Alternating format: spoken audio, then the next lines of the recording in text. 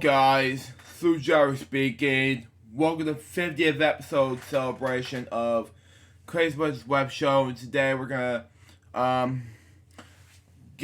before we do topics for the 50th episode celebration, we're gonna say happy 50th shows of the TheCrazyBunch's web show. And today we're having some pizza and some cinnamon roll. So let's have it now. So shall we? See what we got.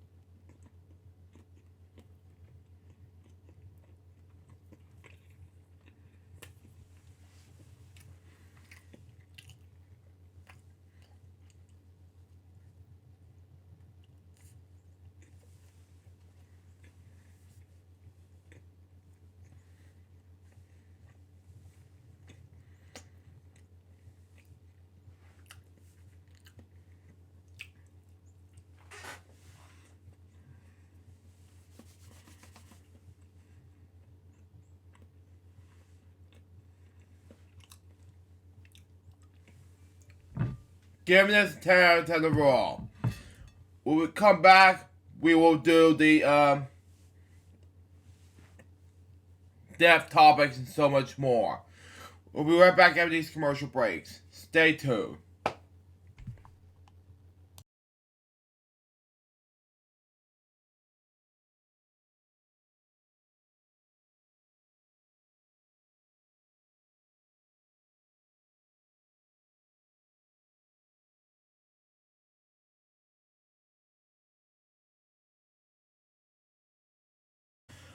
Welcome back to the TheCrazyBunch's web show, episode number 50. We hope you enjoy me in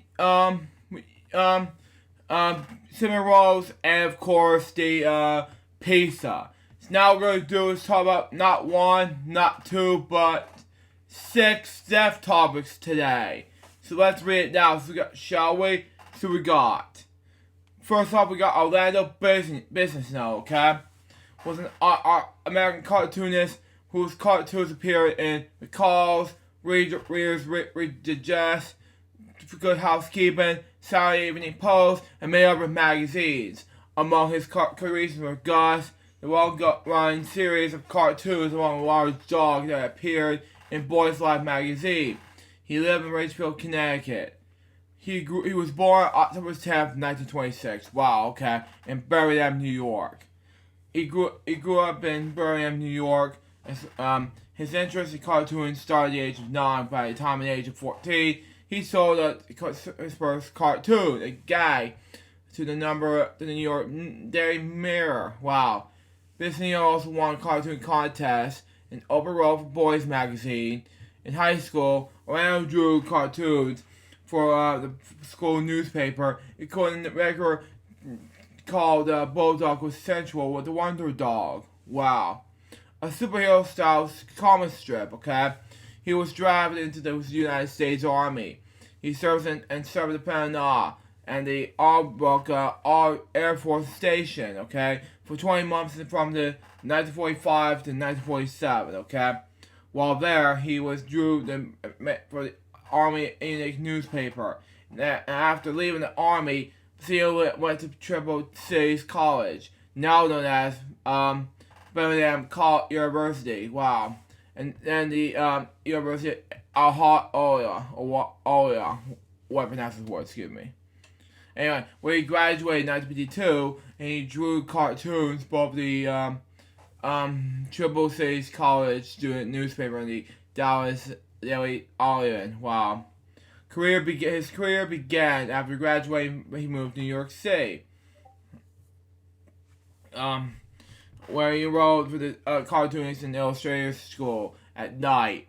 While working during the day in the ad department of the Macmillan Publishing Company, and after a year of working there, he sold his first cartoon to the Saturday Evening Post. Wow. And remained a freelance cartoon ever since. Wow. Casino also worked for the Archie Comics, working with George Greer from the 1960s, doing covers, illustrations, and stories from tales calculated for driving your bats. The work was later reprinted in Archie's Madhouse. Wow. In addition to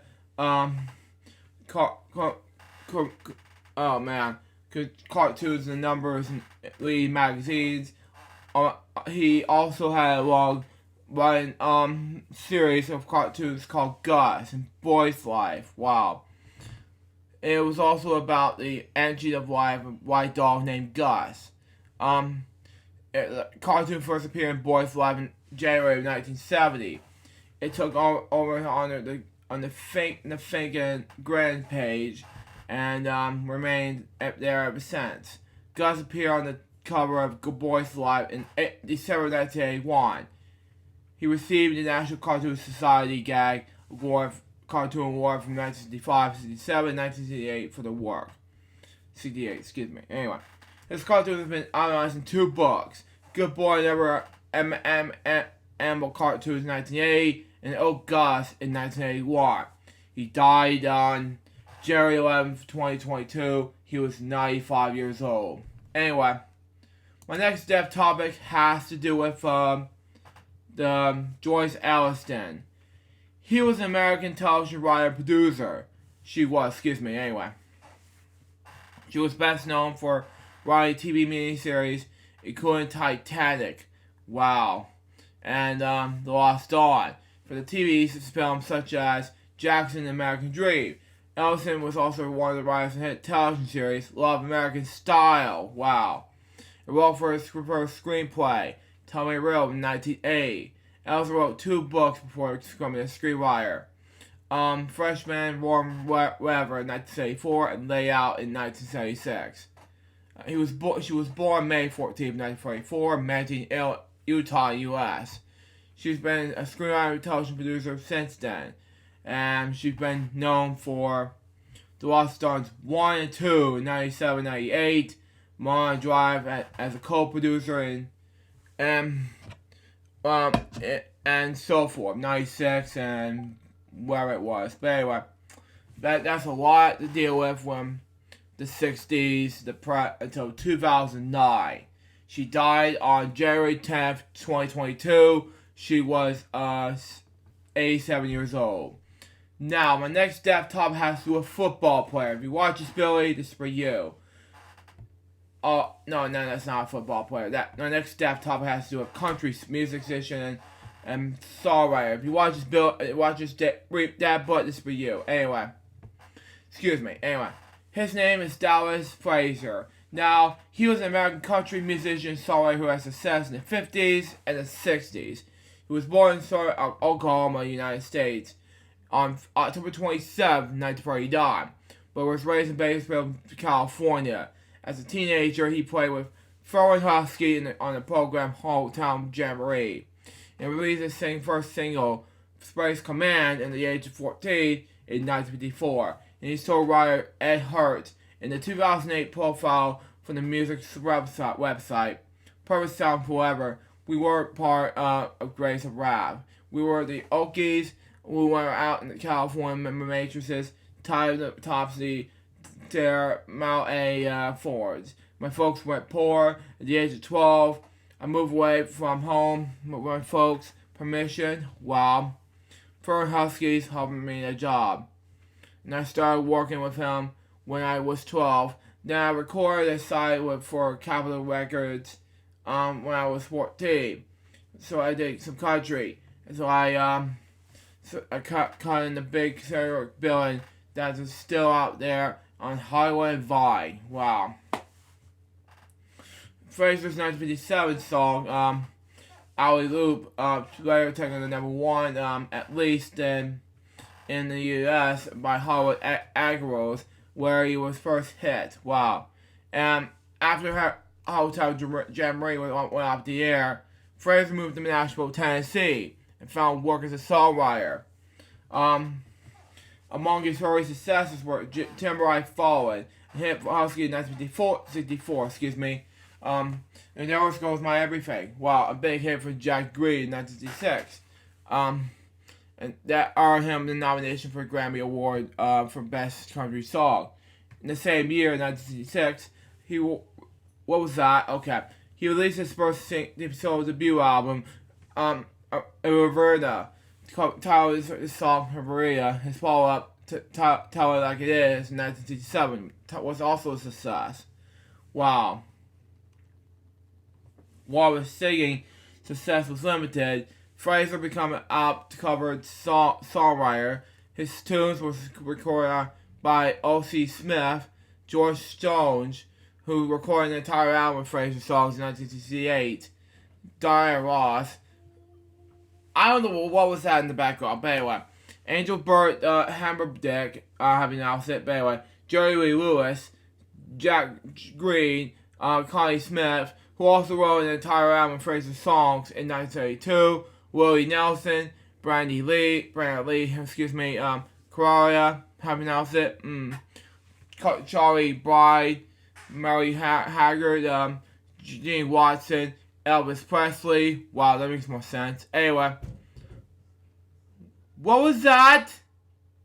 Anyway, Mo Badley, Rawhead, pronounce it, Charlie Walton, Rodney Carvero, Dan McCartney, Paco, and Ronnie Hawkins. In 1970, Frazier earned a second Grammy Award nomination for Best Country Song, which is an award for the songwriter rather than the performer for All I Got Ever You With Me. Wow, which became a number 1 hit from Charlie Pride.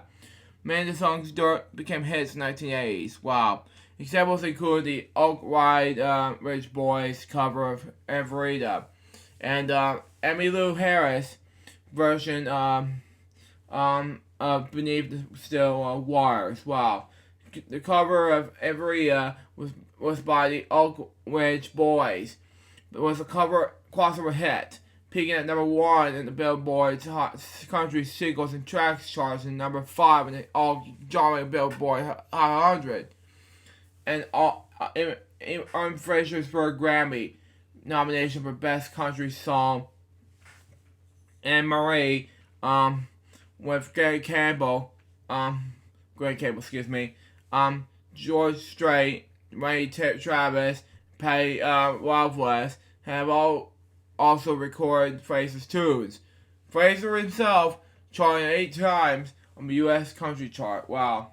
He was inducted in the National Songwriters Hall of Fame in 1986. In 1988, Frazier left the music industry to become a minister. He died on January 14th, this year, which is yesterday, for complication of stroke suffered since late 2021. He was 82 years old. There's a lot of singles going on here. Next, my next death topic has to do with a football player. I mix things up. But anyway, if you want Billy, this is for you, buddy. Anyway, his name is Don Maynard. Okay, better known as Donald Rogers Maynard, was an American professional football player who was a wide receiver in the National Football League with the New York Giants and St. Louis Cardinals, the American Football League, AFL for short, and National Football League, NFL for short, with New York Jets, and the World Football League, WFL for short, with the Super Bowl Steamer, okay? Maynard was 4-time NFL All-Star when playing with the Super Bowl III champions. Wow. The Jets retired Maynard's number 13 in his honor.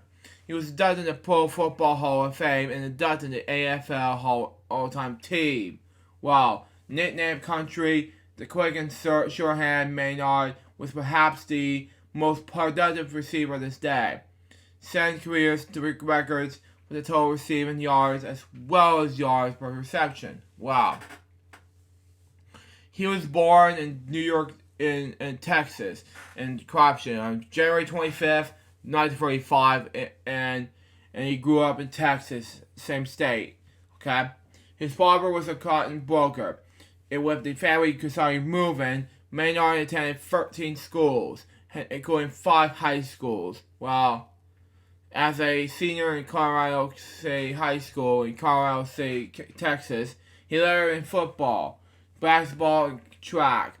College career began when he played college rugby for Rice University 1 year, advanced for Texas Western College, now the University of Texas in El Paso, and in 3 seasons in 1954 to 1956 in the Ministers, he caught only 28 passes, but averaged 27.6 yards per reception, okay?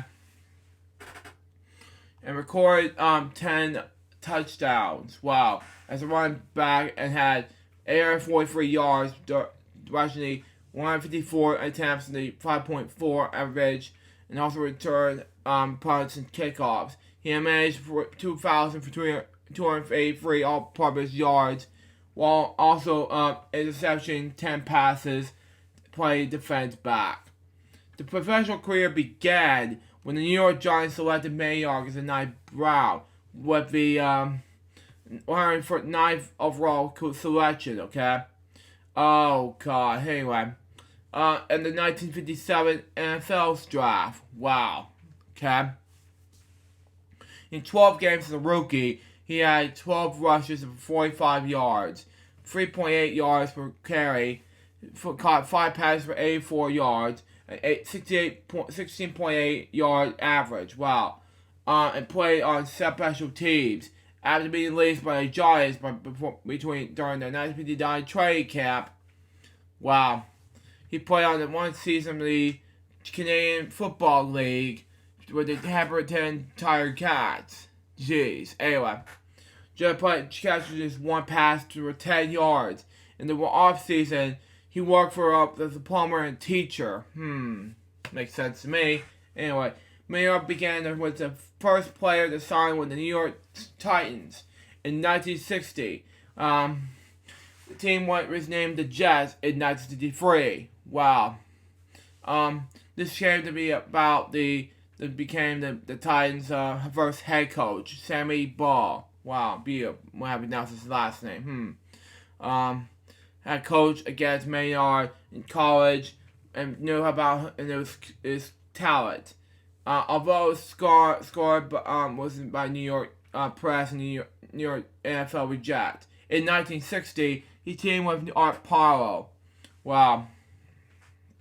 To fall in his first professional wide receiver attempt to each gain over 1,000 yards on receptions in the season. Wow.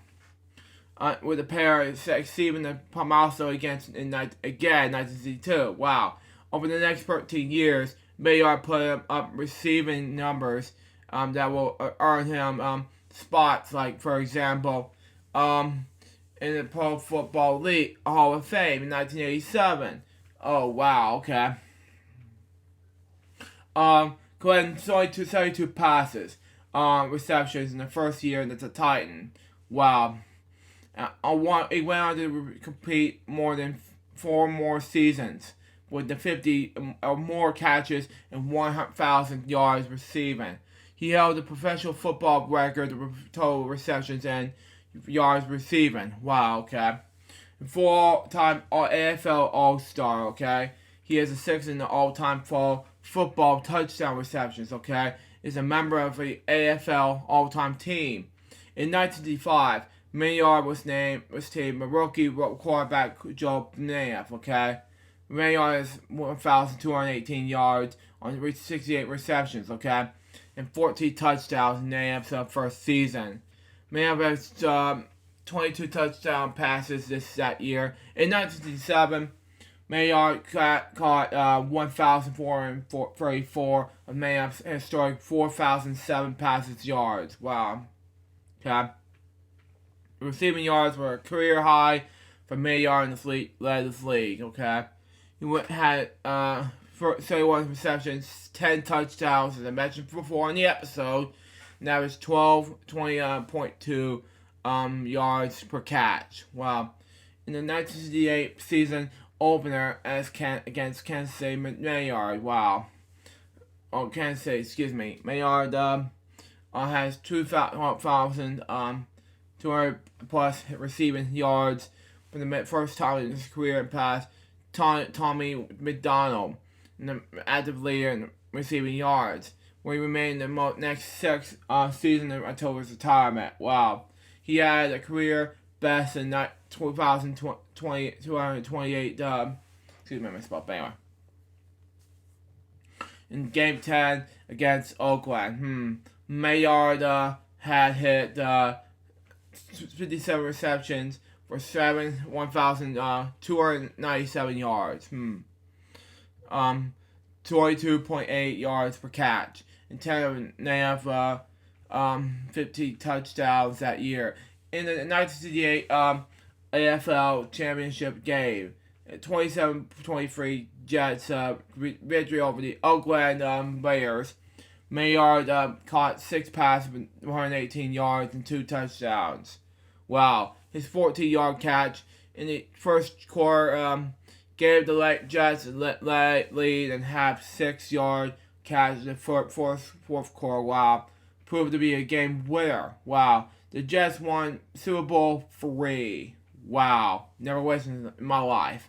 Since 50 years I saw before, which is exciting from the Super Bowl, let's say, 54, which is much better, which was terrible. You know what I mean? He has Demi Lovato's skin. Why? Anyway, 16-7, over the NFL's Barrymore's cause, okay? Which was held in the first upset in that Super Bowl history. Wow. Maynard's played, but had no catches and were super stuffy. The efforts and his injury in the NFL's title game. Maynard did not wear a chin strap in his helmet. Wow. Instead, using a special cheek and ensures that the helmet tightly in place. After the 1972 season, he played for 1 year during the St. Louis Cardinals. Wow. Before finishing his play in 1974 with the Houston Texans serial steamers. Wow. For the One Football League. Wow. One of the only 20 players who were in the NFL for this entire 10-year existence. Maynard was only one of the only 7 players who were played for the entire NFL careers in one team. Wow. Maynard finished his career with 643 receptions with 11,834 yards and 88 touchdowns. It's 18.7 yards per catch. It's the highest for anyone, at least 600 receptions. Maynard was the first receiver to reach 10,000 yards. Wow. And retires pro football all-time leader in reception yards receiving. Corey Taylor would pass him in his career's reception in 1975, while Maynard's yards mark should until 1986. While when Corey Joyner was past him. Following his NFL career, Maynard went on to participate in many charity sponsored events.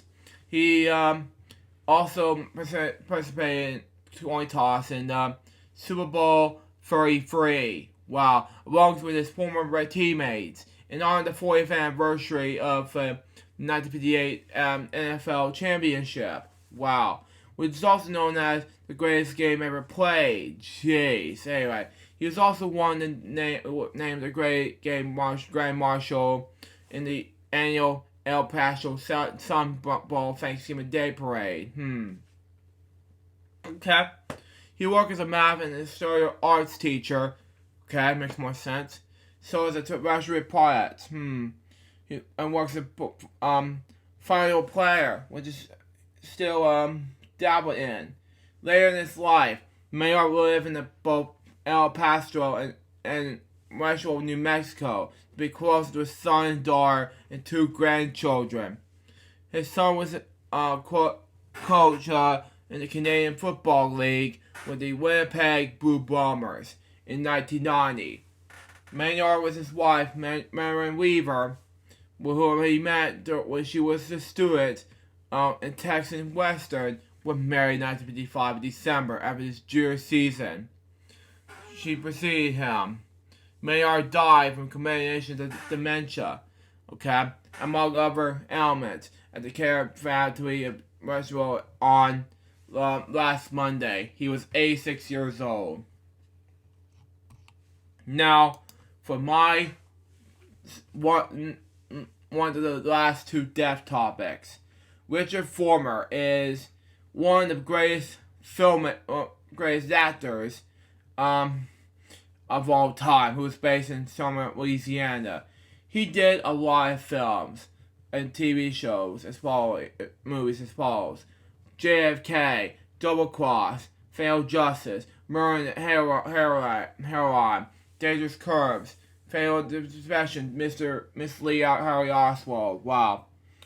The Tammy Miracle, Walker's Texas Ranger, Heaven and Hell, North and South Book 3, Oxford Pinocchio, Last Bear Deal, The Stars Fell in Andrina, Kingfish, The Man Next Door, Just Sue Me, 78, Mad Dad and Dangerous to Know, Factory Girl, Mad Money, Straw Dogs, and Searching for Sonny. He also did some theater work: Dead Salesman, Sal's Lamb, My Fair Lady, Sunshine Boys, Gene, Harvey, Zorba, Inherit the Wind, Fear of the Roof, Broadway Bound, The Nerd, and Brighton Beach Bombers. He was born in 1942 in the same country. But anyway, he appeared in a battery of number of stage plays, television programs, and films.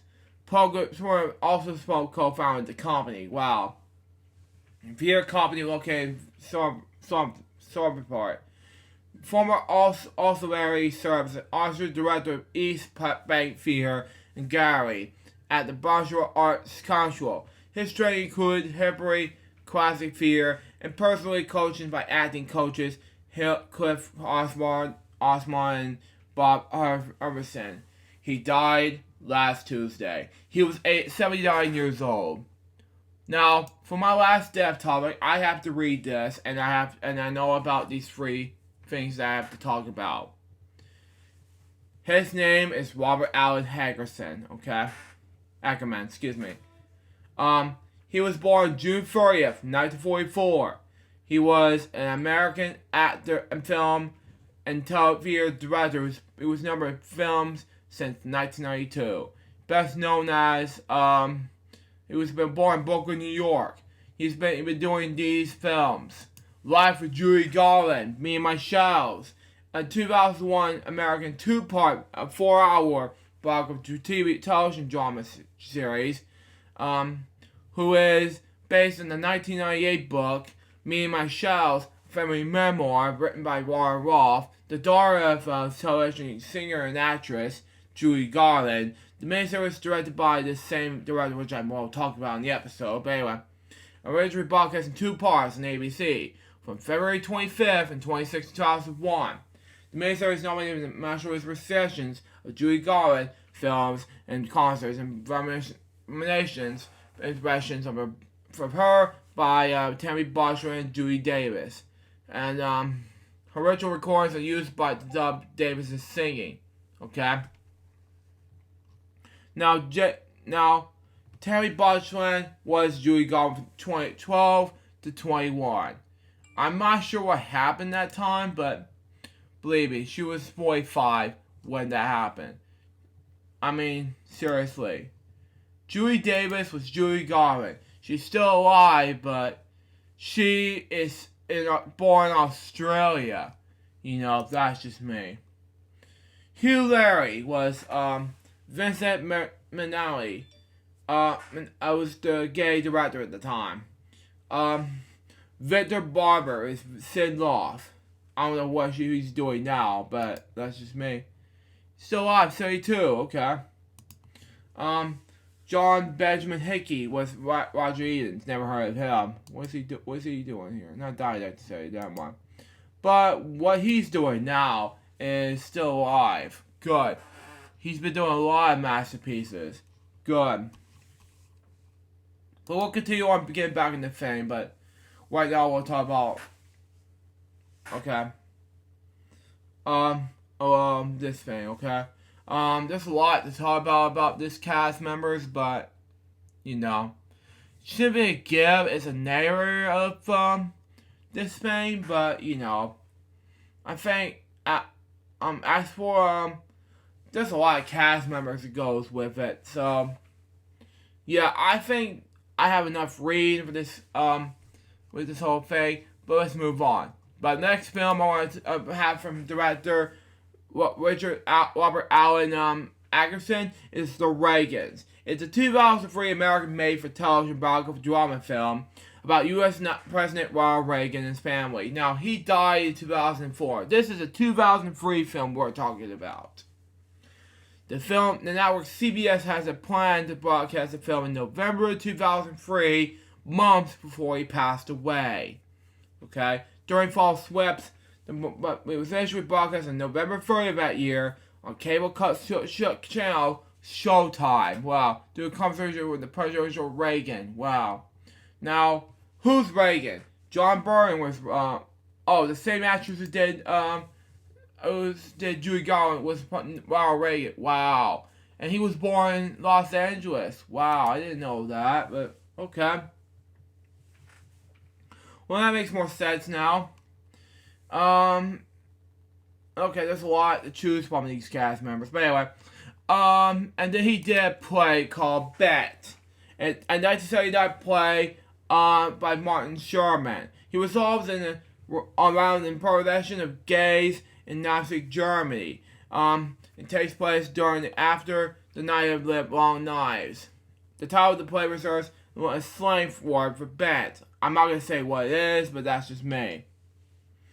Using some reaction countries that refer to homosexuals. Wow. When the play was first performed, there's only a trickle of historical research even awareness about the nasty proliferation of homosexuals. Wow. In some regards, the play helped increase the historical research and education in the 80s and the 90s. Now, I'm not going to read everything about this, but that's just me. I don't know who directed it, but... Oh, in the 1973 Broadway was directed by him. Okay. But it was a secondary. Okay, that makes more sense. But anyway, he died of kidney failure at Carriers City Hospital in Los Angeles on January 10th, 2022. He was 37 years old. There's a lot to deal from. He also did Raymond's Girl, Rowan Smith Stone, Baby, The Reeve, Double Problem, Outrage, Sully, Sad Pavage, and David's Mother. Now, I'm going to move on to the moment of silence reflection regarding these 6 death topics, and then we're going to wrap up the show right there.